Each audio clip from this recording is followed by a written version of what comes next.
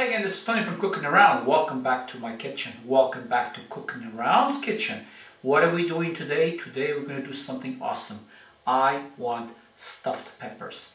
But I'm not going to do them the usual way, because what the usual way is you have this thing standing up in the plate. I find it too big, and when you cut it falls all over the place, and the children have a problem with it. So I'm going to do it my way.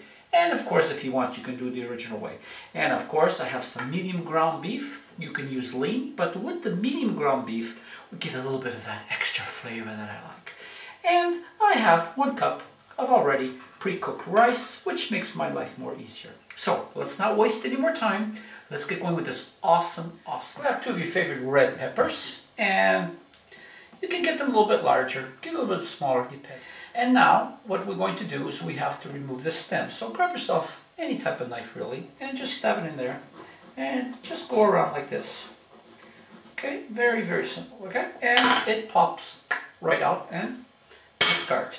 Now, usually what I find is just a little too hard to cut and maneuver. So what I like to do is I like to take it and cut it right down the middle like that. And by putting it on the plate like this, I find it a little bit more easier to work with. So what I'm going to do now is I'm just going to go in here and just going to remove the inner part. Now just take that out like that and shake the rest off, and there we have it. Now if one becomes bigger, one becomes smaller, don't worry about it. It's perfect. And now what I'm going to do is I'm going to put this into boiling water for about 2 to 2.5 minutes, just to help with the cooking process, and I shall be back. Okay, we're going to get yourself a handy dandy fry pan and about 1 tablespoon of olive oil, and we're going to wait for that to heat up, and we shall be back. Now to test it, grab 1 bit of onion and just throw it in there and see how that goes, and we wait for the sizzle.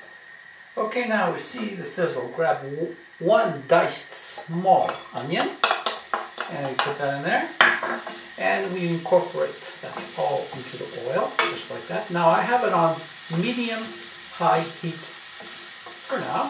Okay, now I want you to grab your ground beef, and I have here about ½ pound. We put that in there, and we incorporate that over the plate, and we move that around.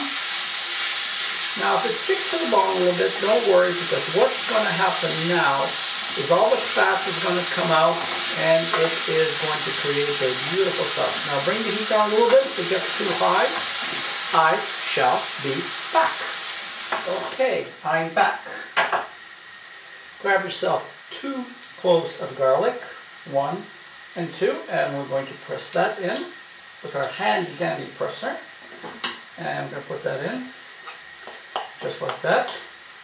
Now, I did bring the temperature down to medium at this point, and I'm going to incorporate now the garlic. There we go. Look how that's looking yummy, yummy. And now, 1 diced tomato.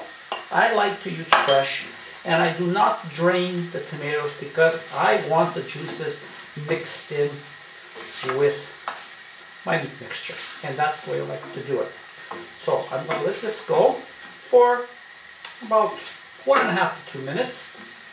Okay, I am back here. Now, let's see what we do. About ½ teaspoon of oregano, about ½ teaspoon of sweet paprika, about ½ teaspoon of salt, about ½ tablespoon of Worcestershire sauce or Maggi, which I'm using, right about there, and some fresh ground pepper. There we go.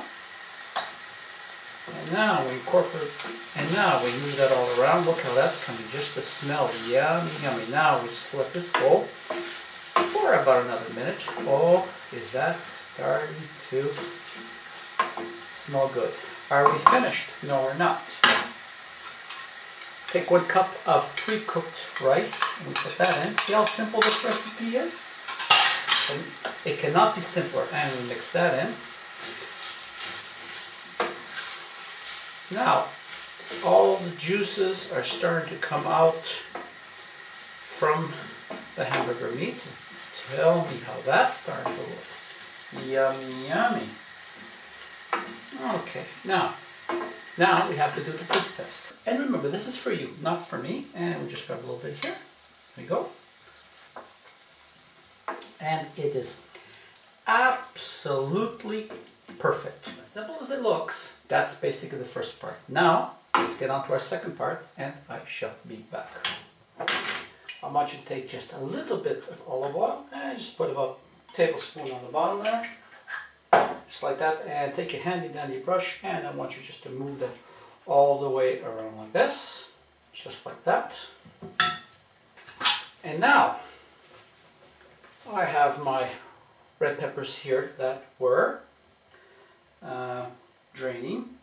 If you have a large family, just double this. Let me put that there. Oops, there's a seed there. And now grab your mixture here. And what we're going to do, I want you to take it and fill it up, but I want you to push it down. And don't worry if some of it falls down. Don't worry if you're becoming a little bit messy. Who cares? Now if you want, you can do it the other way with them upright. And you don't have to cut them that way. You can do it any way that you want, any way that makes you happy. I like it like this because I find it a little bit easier. Now, if you have a little bit extra, just plow it on top like that. Now, how does that look? Are we finished? No, we're not. Now I grab my secret ingredients, ketchup. And now what I want to do is just put a couple drops there, a couple drops there, a couple drops there, and a couple drops there, just like that. And just mush it around just a little bit like that. It will spread with the heating. I want a little bit extra for the bottom. Now, at this point, you don't have to do what I'm going to do. Put in about half, put in about 1/4 of water, and just drop in there about tablespoon and a half of ketchup, just like that. Take a fork, and I want you to mix that really well. Just like that. And now what I want you to do is just pour that on the bottom, just like that. Now I want this to go into a hot oven of 300 to 320 degrees or 200 degrees Celsius for 35 to 40 minutes. But I want you to keep an eye on it. So I now shall be back. All right, it's time. Here we are. Let's take a look and see how this turned out. Oh my God. Oh. If you can just look at that. Absolutely awesome. Just take a look at that. Yummy, yummy in my tummy. Now, that is absolutely perfect. And we have a nice sauce on the bottom. Now, are we finished yet? No, we're not. Now at this point, I'm going to put some Parmesan cheese on top, just like this. I'm just going to sprinkle. Oh, look at that. Yummy, yummy. There we go, just like that. Oh, put a little bit more. What the heck? Put a little bit more in the sauce on the bottom too. Let's make it look nice. There we go. And let's take some dry parsley. Let's just kind of like, make it look a little bit fancy like that, so your mama could be proud of you. Now, tell me, how does that look? And you don't have to use Parmesan cheese. You can use any kind of cheese you want. Whatever's your favorite cheese, just put it on top. Mozzarella, Gouda, Adam, whatever you want. So, this is it. Very simple recipe, my way. All I want to say now is thank you very much for allowing me to present this to you. I'll see you again on my next cooking recipe. Thank you from Tony and Cooking Around. Goodbye now and enjoy.